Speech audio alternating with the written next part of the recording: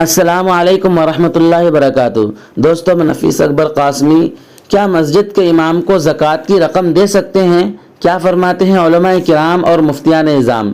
چنانچہ کسی نے دارالعلوم دیوبند سے سوال پوچھا ہے۔ سوال: امامت زکوٰۃ پر کرنا کیسا ہے؟ یعنی اگر گاؤں والے کسی مولوی صاحب کو امامت کے لیے لاتے ہیں اور اس کو صرف زکوٰۃ دیتے ہیں اور تنخواہ نہیں دیتے ہیں، تو پھر گاؤں والوں کا زکوٰۃ دینا اور امام کے لیے امامت کرنا کیسا ہے؟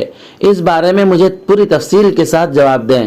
دارالعلوم دیوبند کے جواب سننے سے پہلے علامہ یوسف بن نور ٹاون کی یہ باتیں انتہائی اہم ہیں، پہلے یہ سنتے ہیں۔ واضح رہے کہ جس شخص کی ملکیت میں ضرورت سے زائد نصاب 52.5 تولہ چاندی کے بقدر نقد مال تجارت یا دیگر ضرورت سے زائد اتنا سامان نہ ہو جس کی قیمت 52.5 تولہ چاندی کی مالیت کے بقدر ہو، تو اس شخص کو زکوٰۃ دینا جائز ہے۔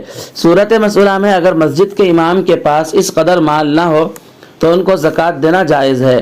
زکوٰۃ کی ادائیگی کے لیے نیت کرنا شرط ہے۔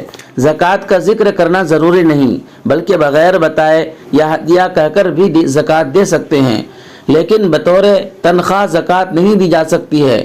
تنخواہ کے علاوہ اضافی امداد کے طور پر زکوٰۃ دی جا سکتی ہے۔ دارالعلوم دیوبند نے جواب دیا ہے: بسم اللہ الرحمن الرحیم۔